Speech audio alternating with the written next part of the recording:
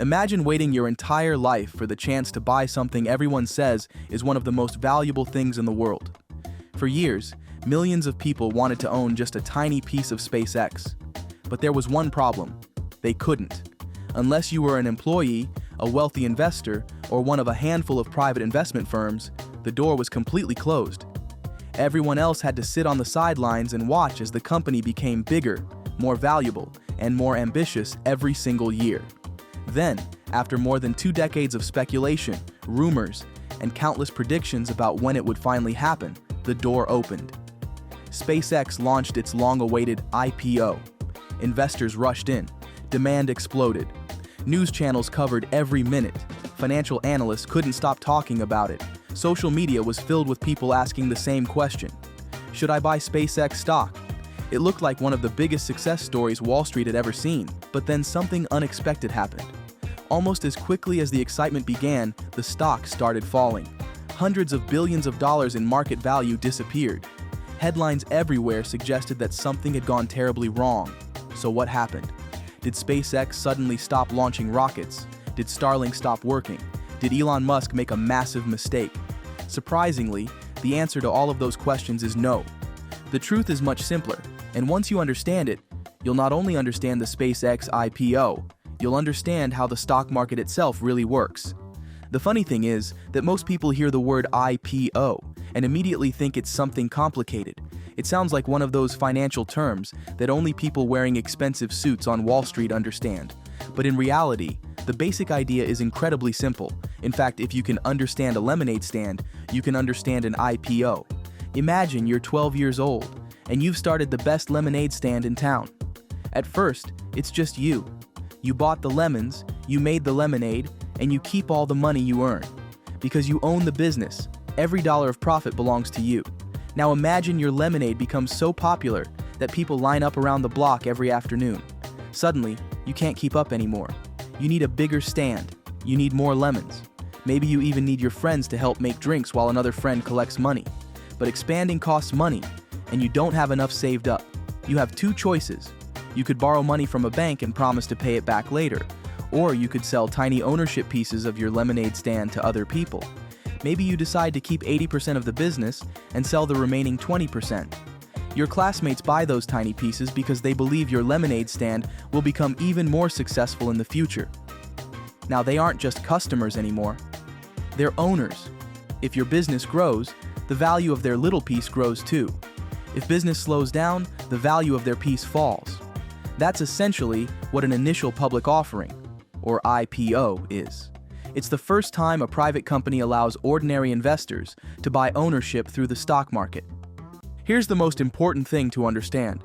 When a company goes public, the business itself doesn't magically change overnight. The engineers don't suddenly become smarter. The products don't instantly become better. The factories don't suddenly work faster. The only thing that really changes is who gets to own the company. Before an IPO, ownership is limited to founders, employees, and private investors. After an IPO, almost anyone with a brokerage account can buy a small piece of that company. That's why people get so excited. They're finally allowed to invest in businesses they could only admire from a distance before. Now let's talk about SpaceX, because this wasn't just any company deciding to go public. SpaceX had spent more than 20 years becoming one of the most talked about private companies in the world. The company was founded in 2002 by Elon Musk with a goal that sounded almost impossible at the time: reduce the cost of space travel enough to eventually make life on Mars possible. Most people thought the idea was unrealistic. After all, rockets had always been incredibly expensive. Once they launched, they were usually destroyed or abandoned. Imagine buying a brand new airplane, flying it across the country one time, and then throwing it into the ocean. That's basically how the rocket industry worked for decades. SpaceX challenged that idea by developing rockets that could fly into space, return to Earth, and land safely so they could be used again. It was an idea that many experts doubted would ever work consistently. Today, watching a Falcon 9 booster land vertically feels almost normal, but when SpaceX first attempted it, it looked like something out of a science fiction movie. The company didn't stop there. It also built Starlink, a massive network of satellites orbiting Earth that provides internet service to places traditional internet companies struggle to reach. Whether it's a remote village, a ship in the middle of the ocean, or an area hit by a natural disaster, Starlink showed that satellite internet could become a serious business instead of just an interesting experiment. Suddenly, SpaceX wasn't just a rocket company anymore. It had two enormous businesses growing at the same time, each with the potential to generate billions of dollars in revenue. As SpaceX became more successful, people naturally wanted to invest, but Elon Musk repeatedly resisted taking the company public. He argued that building rockets, satellites, and eventually missions to Mars required thinking decades into the future. Public companies, on the other hand, often face pressure from investors every 3 months when they report earnings. If profits aren't high enough or growth slows even a little, shareholders can become impatient. Musk believed that kind of short-term pressure could distract SpaceX from its long-term mission. Whether people agreed with him or not, one thing became clear. SpaceX remained private while becoming one of the world's most valuable companies. Every time reports emerged showing the company's valuation climbing higher, the same question appeared online. When can ordinary people finally buy SpaceX stock? Years passed, and demand only grew stronger. By the time the IPO was finally announced, millions of investors had already convinced themselves they wanted a piece of the company. Some admired its engineering. Others believed Starlink would become a cash machine. Some were fascinated by the dream of Mars. Others simply didn't want to miss what they believed could become the next trillion-dollar company. That combination created something incredibly powerful: expectations. And expectations are where this story really begins. When IPO day finally arrived, it wasn't just another morning on Wall Street. It felt like a major event. Financial television stations broadcast live coverage from the opening bell. Investment firms published reports predicting where the stock might trade by the end of the day. Social media exploded with screenshots of people placing buy orders before the market even opened. It almost felt less like a stock market event and more like the premiere of a blockbuster movie that people had been waiting years to see. The reason for all this excitement wasn't simply because SpaceX builds rockets. Investors weren't buying shares because they expected rockets to become popular overnight. They were buying something much bigger. They were buying a story about the future. A future where reusable rockets dramatically reduce the cost of reaching space. A future where Starlink connects millions more people around the world. A future where SpaceX helps build lunar bases, sends astronauts deeper into space, and perhaps one day even establishes the first human settlement on Mars. Whether every part of that vision comes true remains to be seen, but investors weren't paying for what SpaceX had already accomplished. They were paying for what they believed it might accomplish over the next 10, 20, or even 30 years. This is one of the biggest misunderstandings about the stock market. People often think stock prices are based only on what a company is doing today, but that's rarely true. A stock price is really a prediction. It's the market's collective guess about the future. Imagine hearing about a tiny apple tree that everyone believes will grow into the biggest apple orchard in the country. Even before it produces millions of apples, people might already be willing to pay a high price to own it because they're imagining what it could become. The same thing happens with companies. Investors don't just look at today's profits, they look at tomorrow's possibilities. And when those possibilities seem almost limitless, excitement can push prices much higher than anyone expected. That's exactly what happened with SpaceX. Investors poured money into the stock, convinced they were buying into one of the greatest growth stories of the century. Some people feared that if they didn't buy immediately, they'd spend the rest of their lives regretting it. That emotion even has a name: FOMO, or fear of missing out.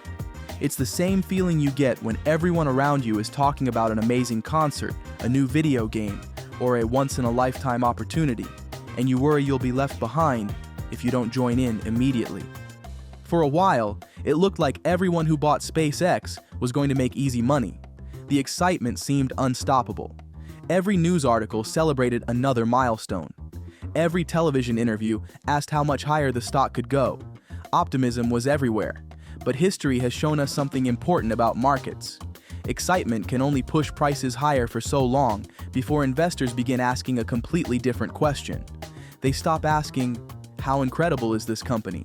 and start asking, "How much is this company actually worth?"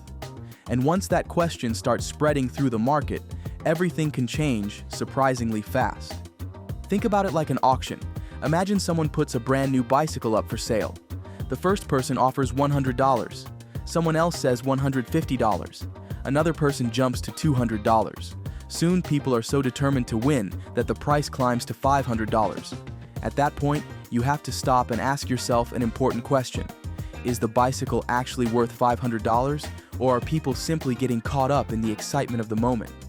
The stock market works in much the same way. When a company first goes public, there are millions of buyers trying to figure out what a single share is worth. But unlike a bicycle, there isn't one correct answer. Every investor has a different opinion. Some believe the company will grow faster than anyone expects. Others think the excitement has gone too far. Every second the market is open, those opinions collide, and together they determine the price. For the first few days after the SpaceX IPO, excitement won. Investors piled into the stock because they believed they were buying a piece of one of the most ambitious companies ever created. But after the initial surge, the mood slowly began to change. Instead of asking how high the stock could go, investors started asking whether the company was actually worth the price they were paying. That shift in thinking was enough to send the stock lower.